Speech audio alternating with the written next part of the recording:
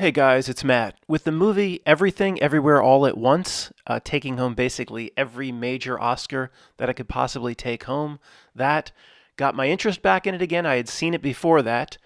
I wasn't terribly in love with it, I really wasn't. But a recent email from James has inspired me to go back and watch it again. I think he said he watched it 7 times. He said, "You will not get it the first time. The subtleties, what's really being said here. Go back and take another look at it." So, because of all the attention it got at the Oscars, and regular people that don't investigate reality the way we do, just raving about it, then yeah, there's got to be a whole lot more here. And I did watch it again last night, and a whole lot more came to me. I don't think I'll ever watch it again. There's a part of our community that just loves this movie. I don't. But in watching it again, there's no doubt there's a lot of big things being said in this movie.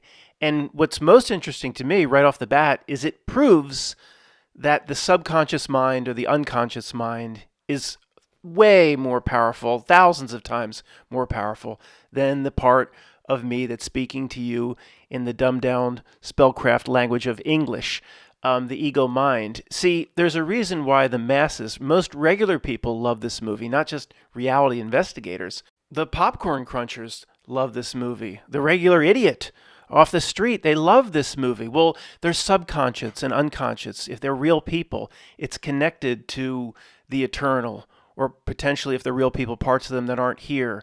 And there was so much truth that came through it to a degree. It could also be a deception. We'll talk about that. But it stimulated the popcorn crunchers' subconscious and unconscious. They didn't even know from the conscious mind, the ego, why they were watching it. They thought that it was the kung fu fighting and whatever. They took the family up front to get the popcorn. In some cities, it's $10 a large. If you just got one drink and let's say it was $8.50, it's $50 for the family. The people don't even say back to the person serving it, but it's nothing but heated corn. $50. These idiots still loved it. So what is the message here? Why is their subconscious or unconscious loving it? To the average popcorn cruncher, they're not reality researchers or drunkies. They are drunkies, but they're not reality researchers. They're reality flunkies. They don't see it the way we see it, of course, but yet their unconscious was stimulated, proving that there is real boy Pinocchio in there somewhere for these people. Okay, there won't be a lot of images. It will definitely help if you've seen the movie. I think there will be general reality discussions that branch off if you haven't seen the movie that you still might find interesting. But certainly, I'm going to talk to people here as if they've seen the movie. Let's go over the absolute basics, start with the basics, and then build into the more complicated. Character number 1 is Joy, the daughter of Michelle Yeoh, I think her name is, the famous actress who won Best Actress for this movie. Her daughter, a relatively unknown, her name is Joy, but if you can see it, the character on the top left, she also plays and becomes the main evil in the universe, this Jobu Tupaki, which I'll get confused and probably call her Jojo half the time, like the Boss Skaggs song. She plays the main antagonist of the movie, where the actions this evil being is taking basically threatens the entire multiverse, all of existence. Sometimes she's Joy, Michelle's daughter. She doesn't know she's the main evil in the universe when she's Joy. Sometimes she's Jojo Tupaki. Jojo. See, I just did it already. Jobu Tupaki. Just call her Jojo, Matt, and be done with it. Jojo. There's maybe 1,000 subtleties in this movie, dual meanings. I mean, just the name itself, Joy. Well, she struggles with depression. She borders on suicidal. She hates her life. She hates her relationship with her family and Michelle Yeoh, her mother, and her name is Joy. This movie does this at every level. Moving a little bit more quickly, the main protagonist, actress Michelle Yeoh, is Evelyn. They run a laundromat. Their life sucks. The relationship between herself and her husband sucks. The relationship with her and her daughter suck. And I'll tell you how that evolves a little bit later. I thought she was very solid. I thought her acting, I would say it probably deserved the Best Actress because there's probably just absolute shit up and down Hollywood. What else is there to even go up? But it wasn't that great. I'm sorry. Not great, Otter says.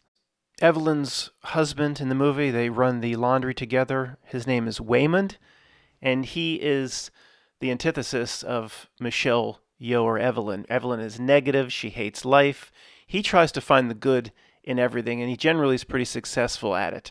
Much nicer guy. She eventually learns from him. So you look at his name, bottom left, Waymond. He shows her the way at the end, no doubt about it.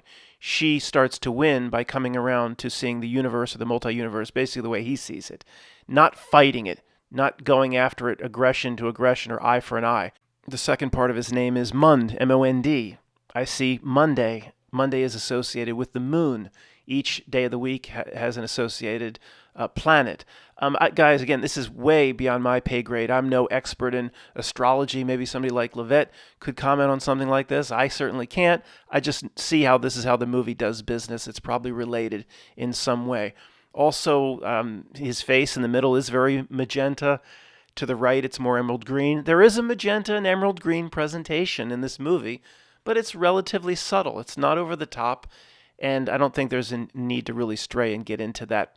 We're going to talk about that enough, or we have already. So I'm going to leave that basically out of the rest of this conversation. Some of you are like, thank God. Finally, there's Jamie Lee Curtis, who plays Deirdre, the IRS agent. She does a great job for the role she's asked to play, and I don't know if she stuffed something under her shirt or that's her new look. That's not what we're used to from Jamie Lee Curtis, but it's okay. The main philosophy, the main concept that drives the entire movie is this weird putting everything on a bagel. Michelle Yeoh's Evelyn's daughter on the right there is Joy, but in this form she is the evil entity throughout the multiverse universe, Jobu. Jobu has put everything on a bagel. What the hell does that mean? Well, it's complicated, but we'll get to it. First, most people, when they get into the philosophy of this movie, they'll resort, and you can't ignore it because it's right in your face, the arm wrestling match between existentialism and nihilism. And the last thing I'm going to do is try to use the philosophy of the supposed philosophical masters, which I think almost all of it's horse shit. Nietzsche, Soren Kierkegaard, or whatever his name is, Immanuel Kant. They're all great thinkers, guys, but we have more to work with. See, the minions are taking a gigantic bite of the shit sandwich. More is being revealed to us. If I had what they had to work with, I wouldn't do half as well as but they don't have anything to work with. So, and if you go back to just looking at it from the view of existentialism versus nihilism, then you're put inside those boxes. It's so blatant here that we have to at least address it. Jobu, who via this jumping experiment between jumping around universes, something went wrong, and she was given the ability to experience all universes at the same time. Whatever her body, inside the Joy body. Inside 1 trillion versions of Joy, all experiencing different things. One's at a baseball game, one's in the middle of a car wreck, whatever. She's experiencing all at the same time and can kind of jump between them at will. Therefore, she comes away with this nihilistic approach, basically saying, I've been through all these universes, I've experienced them, and there's nothingness. There's no point to it all. The ultimate definition of nihilism and what's expressed in putting everything on the bagel. Now, there's more to it than that in the movie, but that's the nihilism part. Put your hand, my cousin Vinny. Identical. That nihilism is the bagel. Existentialism and finding the universe can't be figured out. It's just but we can find meaning in our own little reality bubble. That's represented the googly eyes. It's an eye she puts on her third eye, but little funny eyes kids would play with. The eye in the middle shakes around. That's the opposite of what's represented by putting everything on a bagel, the googly eye. Together they are the yin and yang. The bagel is dark on the outside with it's a hollow center, but a white center. The googly eye is white on the outside with a black center. They're exact inverses of each other, and also the yin and yang. I'm calling it googly eye because that's what they call it in the movie. The positive one in the family, that Waymond, he puts these eyes on everything. He thinks it's funny. It does mean flexibility and more of existentialism, enjoying the moment. Whatever it may be, the opposite of nihilism. He puts these eyes on the laundry. I mean, even they're in a laundry. The laundry itself going round and round represents the nihilism of this everything on a bagel. So there's 3-4 levels of meaning all the time in this movie that, of course, 90%. I didn't catch them the first time, so I'll call myself a popcorn cruncher. I was 95% of the popcorn crunchers didn't. They're just waiting for the next kung fu fighting scene. They didn't catch any of this shit. Okay, pause, mini summary here of what's going on. Back in this our universe, say, It's Michelle Yeoh, Evelyn. They run this laundromat. Life's a nightmare, constantly being pulled in front of Jamie Lee Curtis to go over receipts with the IRS. Joy, her daughter, hasn't seemingly experienced the entity Jobu that moves in and out of a Joy type body, but she's depressed, etc. Okay. At some point, Evelyn meets the entity, the dark evil in the universe, the multiverse, Jobu Dubaki or whatever, through the body Joy. And Jobu basically says, in so many words, I've basically experienced everything in every possible universe. There's no meaning to this horse shit, and I'm just sick of it. Basically, she wants to end it all. She says, I'm bored. There's nothing more that excites me. There's no meaning to this. I've seen it all, and I'm just jaded, and I don't give a shit who I hurt, what I destroy. She creates this thing inside the multi-universe called Everything on a Bagel, and she basically everything that possibly can exist, any thought that has ever existed of anything is inside this bagel, and it basically acts like a singularity or a black hole that's going to suck everything up. Some people that review the movie think that this everything on a bagel will destroy the entire multiverse and our own universe. Others think it's more just for Jobu, so she can just end the endless nihilism and jumping around universes and get into this bagel thing and just be absorbed by it, and it's the only way she can find the rest or peace of death. That's more the way I see it, but it doesn't really matter. It's the ultimate expression of nihilism that's ever been expressed in a movie, put it that way. In this universe, or say our universe, Michelle Yeoh or Evelyn is Jobu's or Joy's mother. But in another universe, they may be co-workers or they know each other. And it's not always mother to father. It's an interesting concept. What would my father be to me in another universe? The guy that sells me a newspaper back in the 40s on the corner. Hey, Jim, how you doing? Hey, Matt, how's it hanging? That's an interesting concept. And there's a lot of interesting concepts like this. I don't think we'll be able to get to most of them. Let me just stick more to the main points.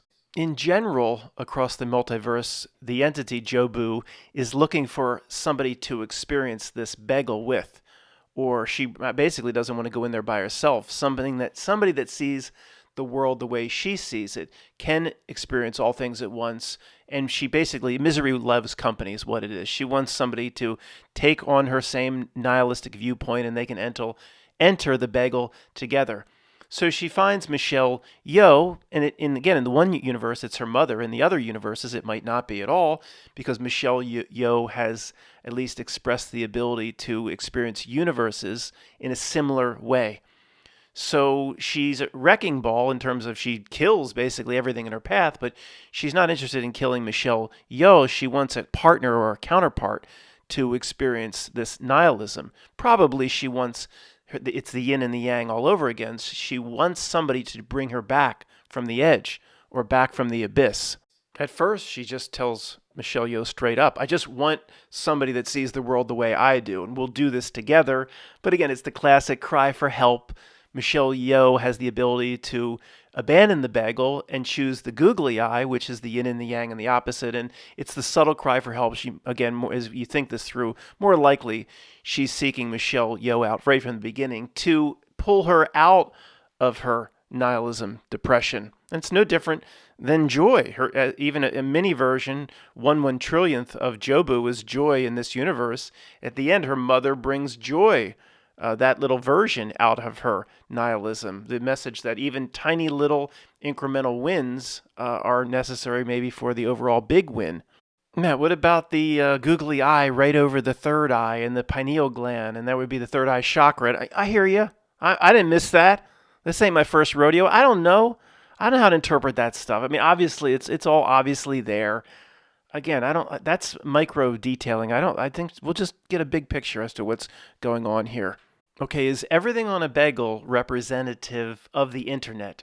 Or everything on a bagel is bigger than the internet, but the internet and this AI and everything is a key part to everything on a bagel. It draws an entire population more towards complexity and nihilism. So just another little mini summary here. Jobu has seen it all, done it all, and just says, F it. F this.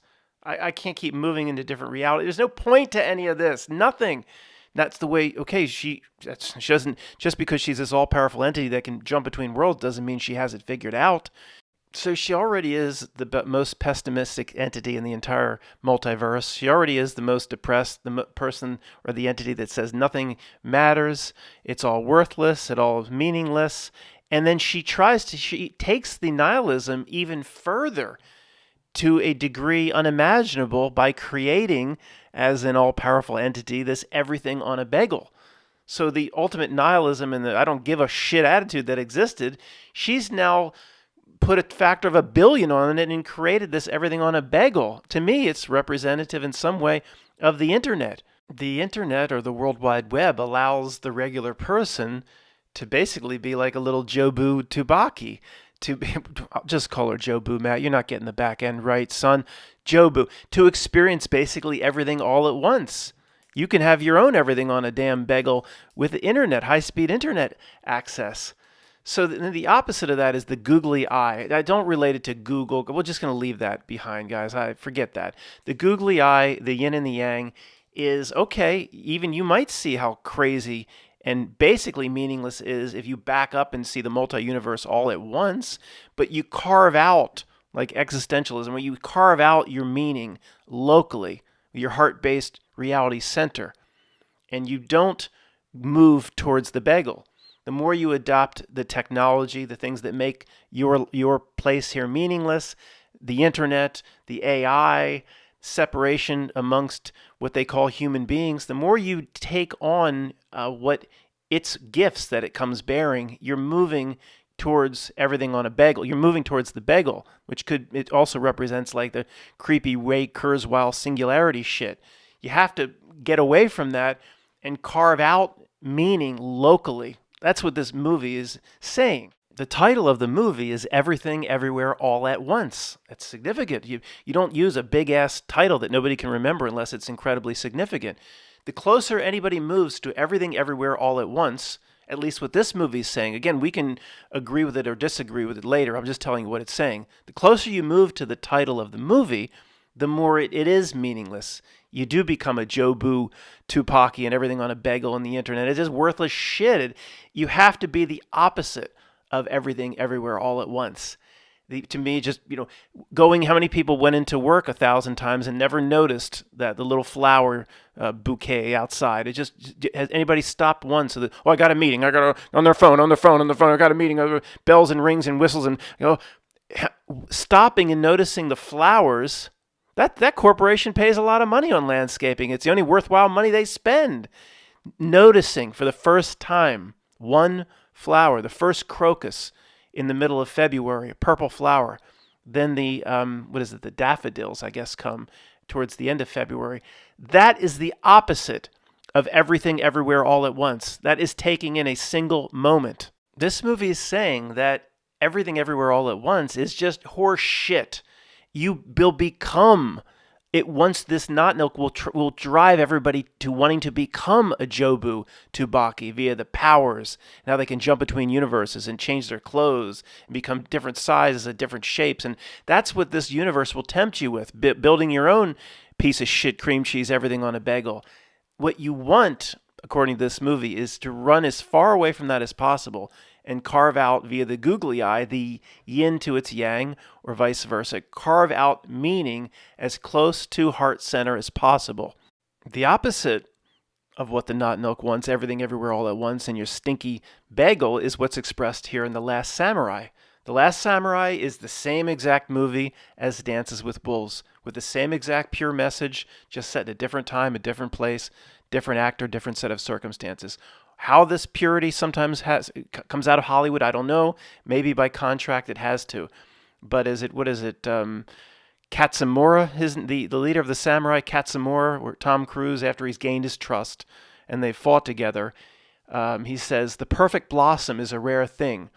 You could spend your lifetime or a lifetime looking for the perfect blossom, and it would not be a wasted life. This is the exact opposite of everything on a bagel. A life of just examining and looking for the perfect blossom. What would most people in the West, what would your cousins say about that? What kind of asshole would spend their life looking for the perfect? Does he got internet access? When that jack-off's looking for the perfect blossom, what would your friends and family, what they do, you just run and do the opposite and tells you what's real in life. We're looking for the perfect blossom. Your friends and family would think that horseshit's crazy. So that means this is the good message and the everything on a bagel's the bad message. Right about the same time in the movie, he says something like, life in every breath. Life in every breath is the opposite of a Jojo Tubaki and the more favorable life that Michelle Yeoh Evelyn and her family carve out at the end of Everything Everywhere All at Once. I remember Anne sent this to me recently. It's very appropriate here. There's something that's like an iguana that lives, well, not lives, but goes up on her roof in Arizona every so often, and she can feed it. And this is life in every breath. This is the opposite of Everything Everywhere All at Once. It's the opposite of the internet. It's the opposite of Ray Kurzweil's singularity and what the Not Nilk wants for you. And Jojo Tubaki, it's life in every breath. It's the perfect blossom. It's the moment itself locally. One thing the movie's saying, it's something we would agree with, in this moment, or whatever your equivalent moment is, or my moments with Fifi Addy the cat, there is more pleasure here than all the kings, the queens, the barons, the Illuminati, the assholes, the presidents, the barons, the billionaires, the old money. There is more life here and more pleasure that can be derived than what all those other assholes put together. Look at Longshanks in Braveheart. He has everything, just constantly miserable. That's what the fruits of this world will tempt you with. No thank you, we say. Here's a takeaway that I got out of the movie. They probably didn't intend this, but I saw it this way. You probably will as well. This whole problem with the multiverse started, as usual, with the quote, meddling of man. Okay, there was this Alphaverse, one of the original universes, the way they present it. The multiverse still existed, per the way the movie makes its presentation, but people couldn't jump. But man, quote, mankind had to meddle. They had to get in there and see if they could jump. They caused Jobu. They created Jobu. They created the evil entity. And somebody's screaming at me right now, I can hear you. We, meddling, potentially created what we call Not Nilk and the screen. I hear you. Trust me. It's always the meddling of man, the Jurassic Park moment. What does he say? You sons of bitches never stopped for a second. You were so worried about if you could. You sons of bitches didn't realize if you should or not. I don't think it was said exactly like that, but you know what I mean. It's the same theme. What we have now with the AI and the Chad GPT-5, and it'll be 10, the Chad GPT 1 million. For what? What's it all for? People don't realize, your cousins and the guy down the cul-de-sac don't realize that there's no point to all this technological breakthrough. It doesn't translate into making anyone's life better. It translates into what it wants, furthering itself, making itself potentially sentient, growing itself. At the end of the day, we are still in the body. We wake up, we use the restroom, we put some food in us, we go to work, we enjoy being with family or playing a game. We don't need any more technology. There's nothing more it can bring us. But everybody's synced to the same, like, weird science. You're all synced to the same bullshit story. Lisa, you're synced to the same bullshit story. Hi, Granny. Hi, Grabby. You think they're having fun being catatonic in the closet? Everybody around us just thinks this technology just has to keep increasing. For what? Stop. It's a damn Tyrannosaurus Rex at Jurassic Park. I don't know if this is what the movie intended, but the first thing when I saw is that, yeah, of course, as usual, the meddling of man fucked it up again. I'll tell you what all the technological advancements for, the endless AI, we always need better high-speed internet, but nobody's asking for any better high-speed internet. Don't you want your movies downloaded in 5 seconds? No, I don't care about 15 seconds. Nobody's asking for this. Nobody notices. They keep increasing because it has to. It's what this thing here does, this Not Nilk or its egregores, that it works through the technological advancement in the Chads and the GPTs and all the stuff. Elon Musk is our savior. Most idiots on the street believe he's working for us. You've got to be kidding me. It creates the nihilism because it creates everything on a bagel, pulling you away from Anne feeding the damn iguana on the roof, pulling away you from those moments. See, it's becoming a religion. Jobu Dubaki on the left here, Jojo, she's wearing the bagel on her head. It's basically at this moment, before, of course, it's a happy ending. Of course, she sees the light. It's her religion, this nihilism. It's the religion of this place and its technological advances and the minions that serve it. And they do their lithography, put billions of chips on the little wafer. I don't think the scientists that do that, they don't even know how it works anymore. It's kind of taken on a mind of its own. All the minions that run around and serve it don't even understand it, but they think they're just doing their best. And we're going to just help society and culture out through the next technological innovation. What's the second law of thermodynamics? Fig Newton's law of thermodynamics, the second law, everything moves towards chaos. Everything must move towards entropy. The whole thing doesn't make any sense. Well, then how did life form? That's the second law of thermodynamics. And everything has to, if you drop the glass, basically what it means, if you drop the glass, you could wait hundreds of trillions of years, and that glass is through the winds and the rain and the seas coming up and the ice ages. It's never going to come back together the way it was as the glass before you dropped it. The second law of Fig Newton's thermodynamics. But then the one thing that violates the second law, and of course none of these laws can be violated, they're just universal laws and axioms throughout the universe. The one thing that violates it more than anything else, science just ignores. Life itself, because they don't say a God swept in and created life. They say it came from the Big Bang. It came out of randomness. Well, how do you have your cake and eat it too? Everything always has to move towards more entropy, more chaos, but life came out of something moving towards endless chaos. I mean, how delusional are these scientists? How stupid are they in their religions? But it doesn't matter. The second law of thermodynamics is everything on a bagel, making it more complicated, taking you away from feeding the iguana on your roof, making it more meaningless, more AI, more moving into the digital, less analog, more internet. That's the fucking bagel. Let's go over to the Jamie Lee Curtis character and some of the truths, life truths that come from this character in the movie.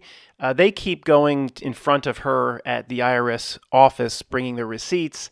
They have fines and penalties. Half the receipts aren't real business deductions. The whole family goes in. Jamie Lee Curtis is a little bit overly difficult on them. But at the one point that she doesn't seem to be paying attention, she says to like Evelyn or whatever, Mrs. Whatever, nothing in your life matters more than this. Nothing could matter more than this moment. Pay attention. And then just a few minutes later, when the jumper from the multiverse gets Michelle in the back closet and says, pay attention very carefully, the whole multiverse is at stake. Nothing can matter more than the instructions or what I'm about to tell you. The fate of the entire universe, multiverse, is at stake. So okay, if that's real, then that would be rather consequential. But here you have a minion of the system that, again, as an agent of the system, they're out to remind a real spiritual being that nothing is more important than this. Forget your non-corporeal self or your spiritual self. Corporeal, carrion creatures, whatever you are here is all that matters. Don't forget that, Evelyn or Mrs. Wang or whatever. Nothing could be more important than pleasing me in this interview. Your whole business hangs on it because your whole life is about this place. That the Not Milk and its minions never want you to think bigger than this place. So just the way the movie did that, they're both saying the same thing, but one is just the height of triviality if you consider all that ever has been, all that ever will be, the multi-universe, and one is saying that just your receipts, an interview about your receipts is the most important thing in your life. Now, most people will believe, if they're with Jamie Lee Curtis, not experiencing multiverse jumps, they will believe what she's saying. Not Milk always draws real people back to the lowest level and believing what's in front of them right here in terms of what the Not Milk says they must do or how they must jump for the dog treats is all that's important. This is other one here is a monster truth drop that I wrote down. She says, Jamie Lee Curtis says, she has all the receipts all over the desk, every receipt they're trying to take a deduction for. Some she says are bad receipts. And she says, I know my way around this. I've been doing this a long time. I can track the ups and downs of your life just by sorting through these receipts. I thought that was very telling, very poignant. I can track the ups and downs of your life. Just meaning Here's a receipt for a big purchase. So you must have had a good month. You bought new washing machines, a business deduction. Or here's a receipt that you're not having a good month and you're trying to pass this through as a bogus write-off or whatever. She says, I can track the ups and downs of your life just by the receipts. Well, it depends on what your definition of the ups and downs of one's life is. Are you taking the Not Nilk's standards of success and the Not Nilk's little 3x5 card of what is good in life? Conan, what is best in life? I won't do it. What are the metrics according to what most people believe and what Jamie Lee Curtis, she's right for most people. She can look through the receipts and track the ups and downs, your good days and your bad, your good months and your bad. If you measure yourself by those terms of success, back to Anne feeding the iguana. Can what Jamie Lee Curtis has on her desk track an incredibly special moment of feeding the iguana or whatever Anne experienced there? I'm just using that. I'm not saying that's what to her was the greatest experience of all time, but that's not going to be on a receipt. That if you see those little wins in life, those little beautiful moments, then a minion of the system can't say, I can track your life based on what comes in, input and output into our systems. No, you can't at all. Here's another truth from the movie, the way they posit this. Universe jumping to a different life or a different form of you. In the beginning, Wayman comes to rescue that version of Evelyn. He says, quote, universe jumping through a statistically improbable action. So the way they present it, if the Waymond, her husband, acts just like he normally does, reads his lines, runs the scripts that his whole life he's been taught to run, there is no universe jumping. He needs to, or those that have perfected the idea or the concept of universe jumping, you have to do something completely out of the ordinary of what that person or that version of that person, that universe would do. So at one point, he eats a glue stick or something. You don't know what he's eating. He pulls it out of his pocket. It looks like he eats a glue stick. You have to do something completely oddball the way the movie presents it. Now, I don't know if the movie is, I'm not saying the movie is going out of its way to do a truth drop here. It might, to them, just be sci-fi writing. We don't look to the writers and the directors to see if there's truth, what it means to us. I think most songwriters, like we talked about, if there's a spiritual message we get or some sort of truth, the songwriter isn't aware. So again, we don't need to go back and try to see what the director thought. I don't give a shit what the writers or director thought. That doesn't mean the message isn't there. So there's something to this. There is something about how one day leads into the next.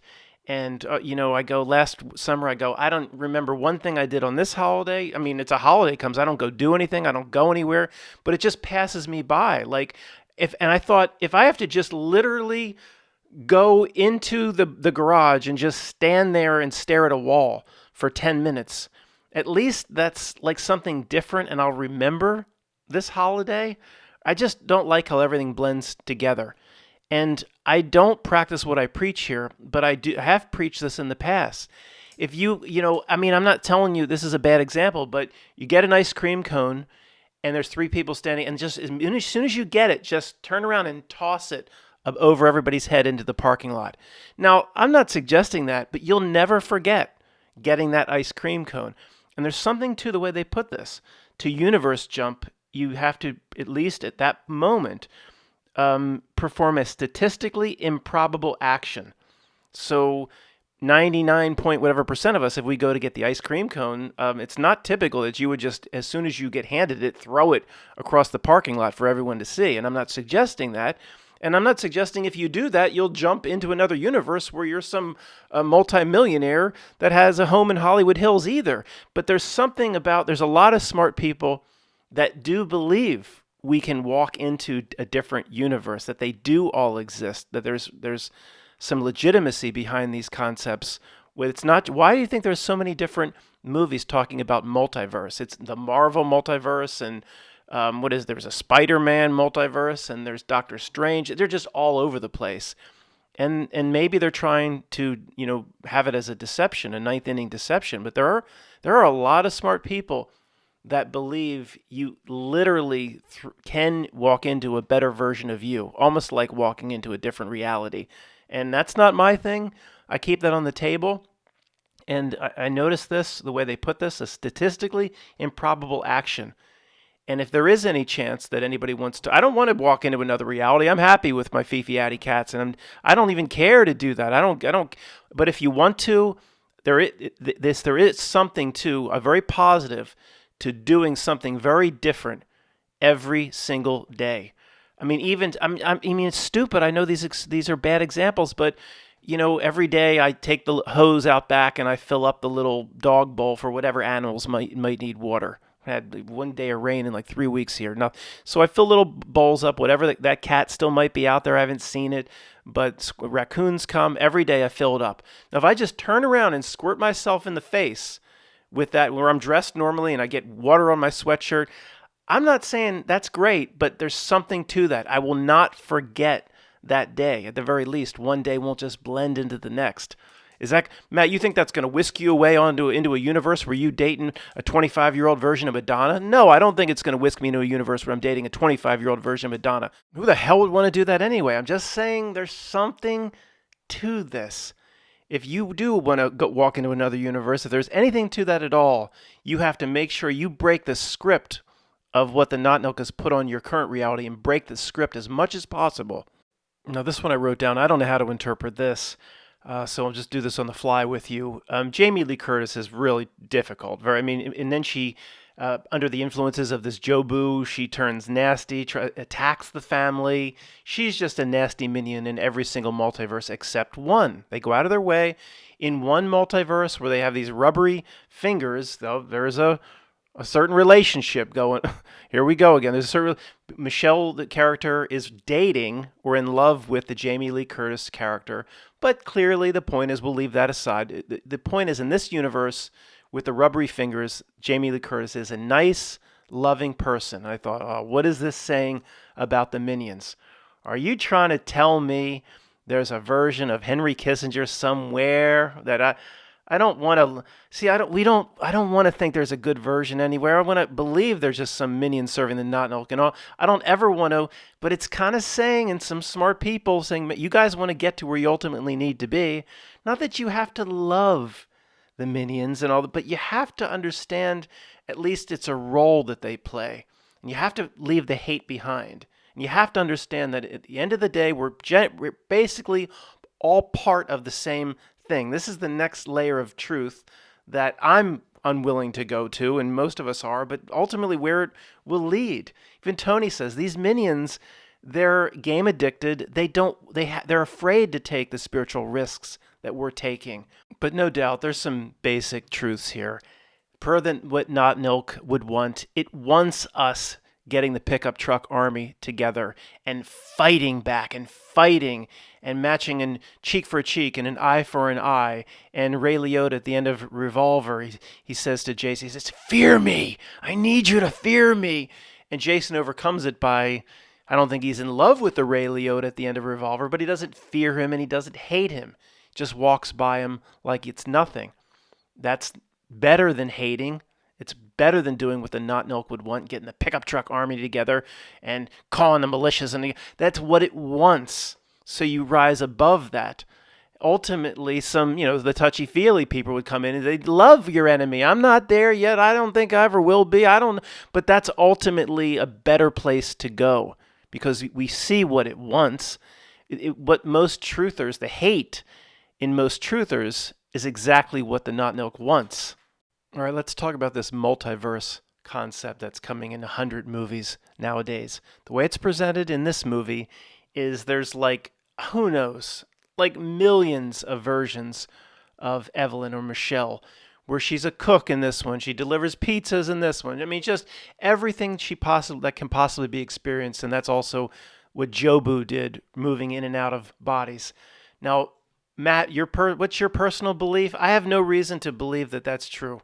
Why? And I'll tell you not the only reason I don't buy it. I believe something similar, the way Tony describes it. I'll talk about that in a minute. But the Stephen Hawking book I picked up, who knows, it was 25 or 30 years ago. Stephen, I believe that horse shit was correct, talked about the 7 models of the universe. And one of the 7 models is the branch-off model, where every time you make a decision, another universe branches off. I mean, I think that is the biggest bunch of horseshit of all time. There's no evidence of that. I mean, I have no idea why that would be an accepted version of science. Well, then again, there's a lot of accepted versions of science that don't make sense. Darwin believes we came from monkey man and all that stuff. There's a lot of science that don't make sense, Matt. This is just one amongst many. I hear you. But so right now, I'm going to pause. I'm going to pick my nose. You won't be able to hear it. All right. That created another universe. It did well. There's nothing that came out in this universe. In the other universe, this is ridiculous, if you ask me. To me, what resonates with me is more like Tony says, saying this could be. See, this multiverse thing pushed in the Marvel movies. It could be a deception, a ninth inning deception. They're not going to just flat out and tell you. They're going to want to give you a lot of truth and then hijack it in the ninth inning, where Tony would say, all right, if you believe there's a part of you not here called higher self, it has other incarnations of itself in Earth or different time periods or different reality systems or however we would describe it. Not Matt, but he might have somebody named Sue or Jeff all experiencing. And I don't know, I guess I never asked him how many higher self would have. Would it be a few hundred? Would it be 1,000? But it's certainly not what's presented in these movies where like potentially billions and unlimited, infinite number of different realities all branching off, and she can jump between realities and universes, and Jobu can jump, and it relates to the concept of everything on a bagel. It is like nihilism. So that's why I would, this movie, to me, it's not, I want to be very clear on this, it's not Dances with Wolves, it's not The Last Samurai. There is a ton of truth in it, but in a roundabout fashion. It's a lot of it is a deception, and it tingles the subconscious or unconscious mind of the popcorn cruncher. There's a lot of real people that are popcorn crunchers that don't investigate the things we do, and people don't even probably realize why they're so drawn to this movie.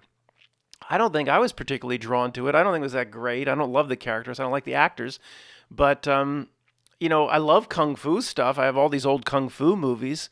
As many of you may know, I love the Kung Fu and the Matrix, but just, maybe because it didn't stimulate anything in me because we do this every day. But maybe that's why it was so successful in the masses. These types of ideas are, they're subconscious or unconscious. There's still an inner knowing real people can tap into, even if they're just a cubicle worker popcorn cruncher. Didn't do anything for me because we dive in this shit every single day. I don't need to be overstimulated in this way.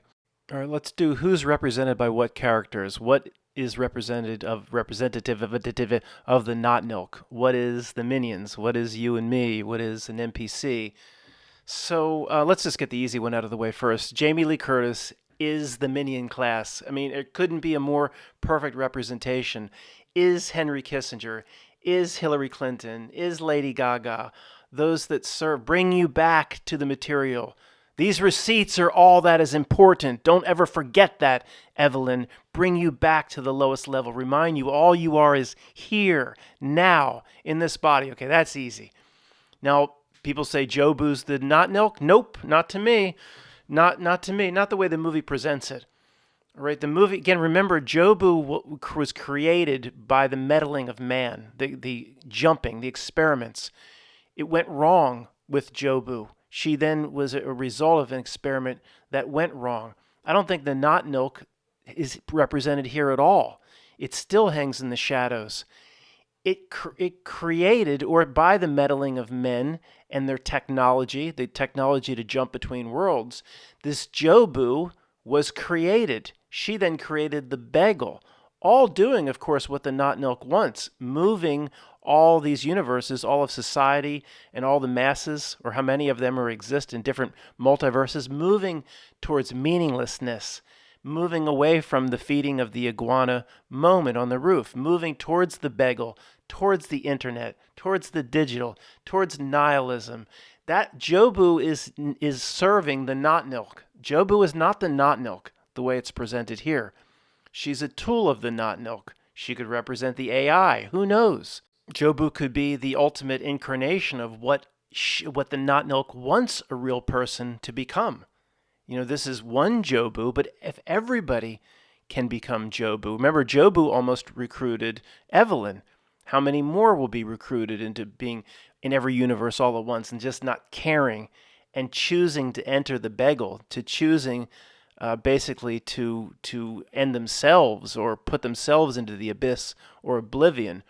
Jobu has fallen for the ultimate aims and tactics of the not Nelk. Is not the not Nelk itself.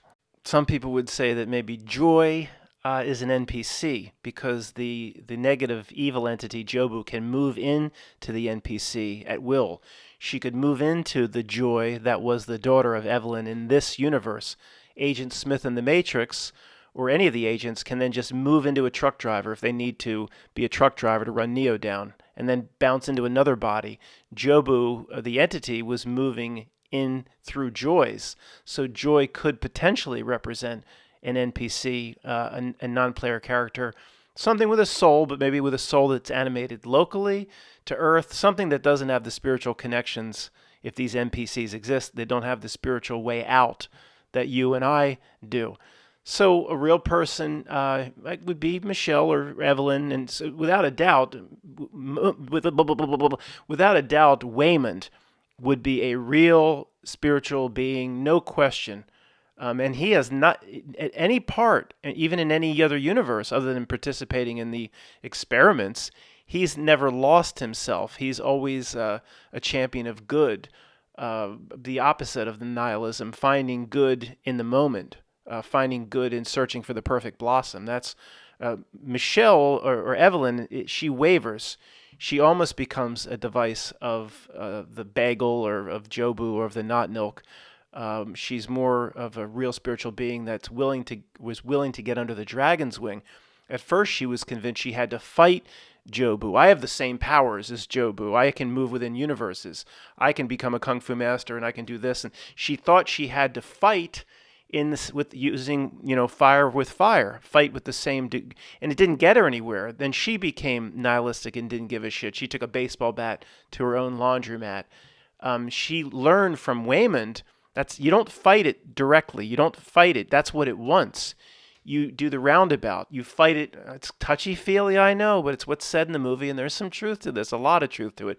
You fight it with love. You fight it with compassion.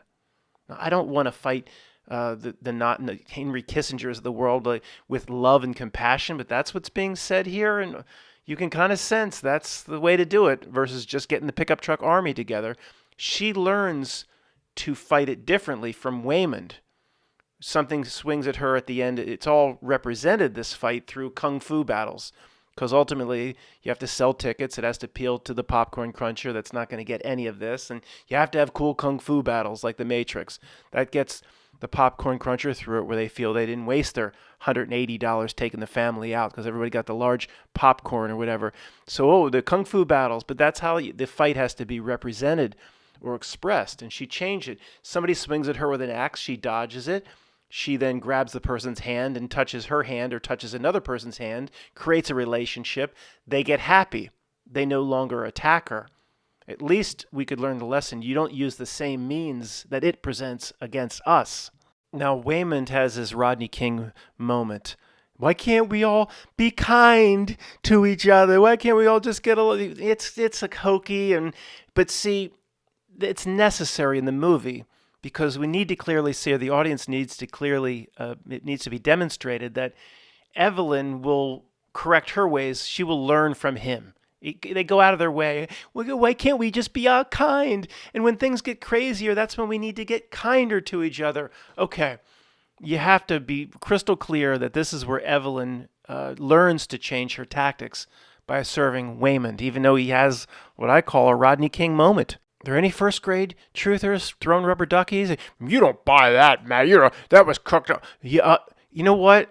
I'm glad you're here. I'm glad you're here to set me on the right path. This is my first rodeo. I would have no idea that the Not Nilk arranged that circumstance. Thank you for telling me. Here's another thing I wrote down that's absolutely worth talking about.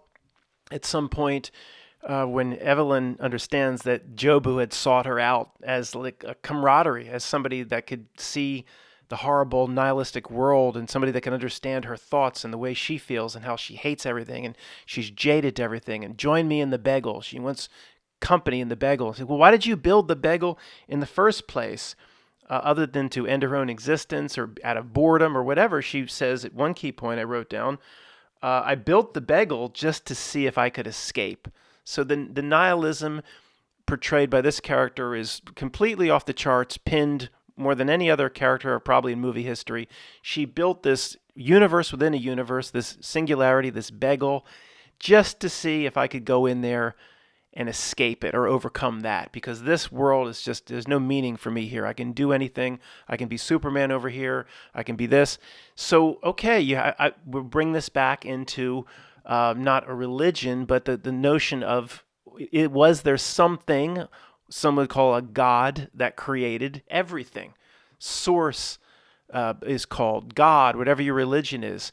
And is that kind of what the Jobu saying here, where we would say source or your God or the ultimate God of all creation built this bagel, built this among many universe, who knows, built whatever we're in now as the bagel.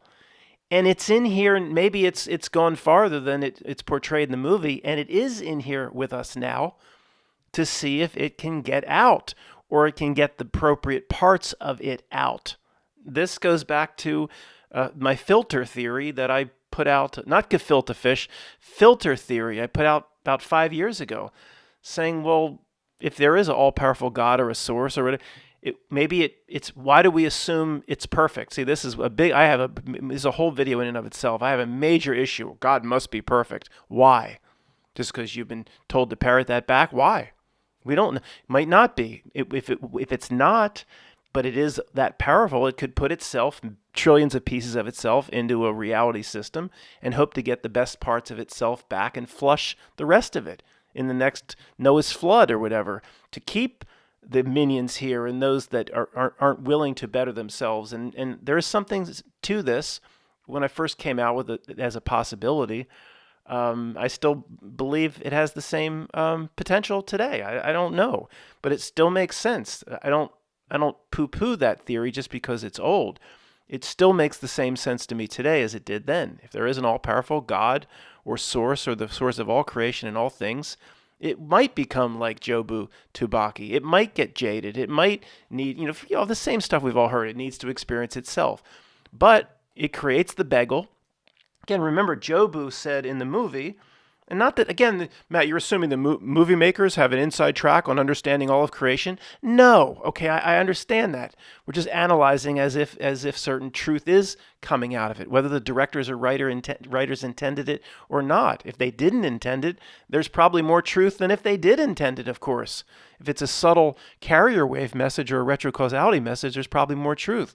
But Jobu says, I created this to see it because I'm so jaded, I don't give a shit. I'm going to put myself in it to see if I could escape. Did God, whatever, or source put himself in this and created bad guys, created the Satan, and to see if it could put itself back together and the right parts of it go back through the filter. Has just as much merit to me today as when I first pondered that years and years ago. If that's blasphemous to you as a Christian, I'm glad you're still here. The topic or the notion of God must be perfect is one of my favorite things to talk about.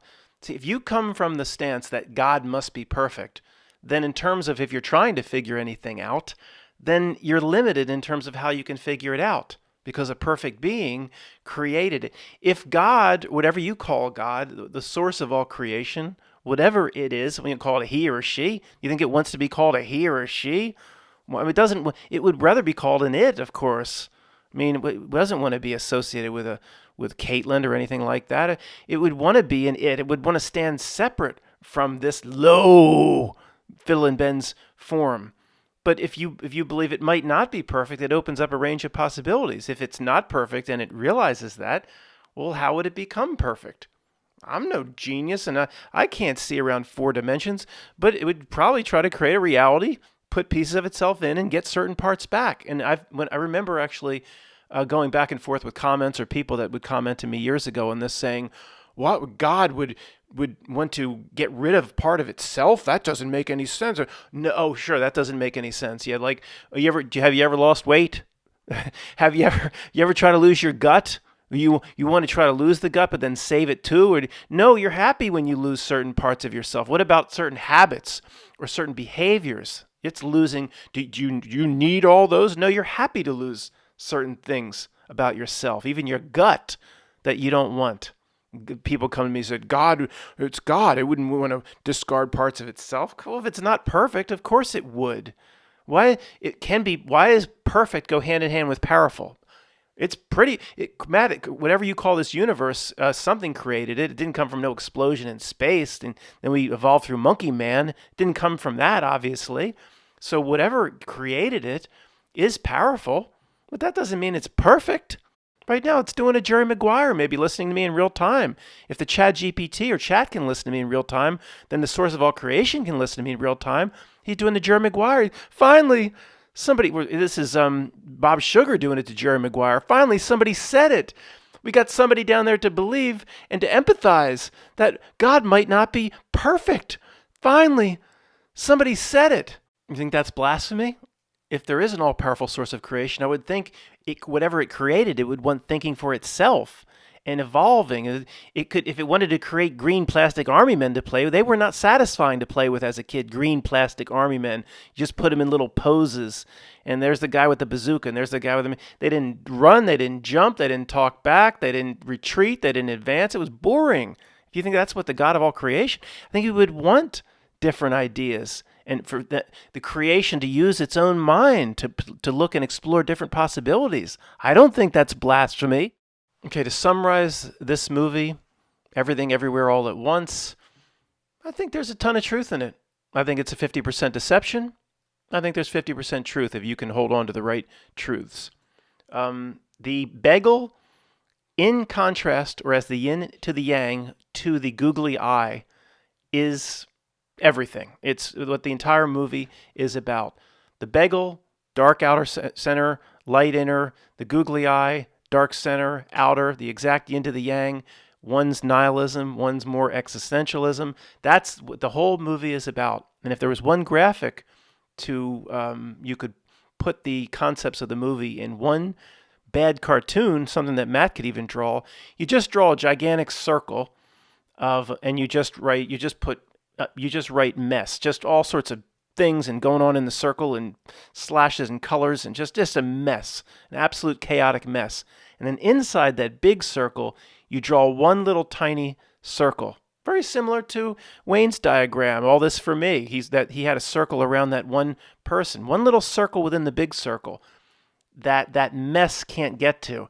You carve out a positive, meaningful, loving reality, whether it be your family, the feeding of a damn lizard creature that lives up on your roof, whatever it may be, you operate in that bubble.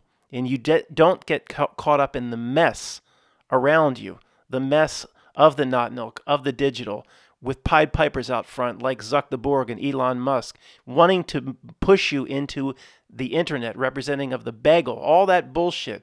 You carve out a little circle inside of a big circle. There's a lot of positivity to that message, I believe. That's what this movie is saying. At the end, that's what Evelyn found out by taking the lead of her husband. She no longer gave a shit about jumping into different realities and getting back into the mess of the larger circle, and neither did Jobu. Thanks for listening.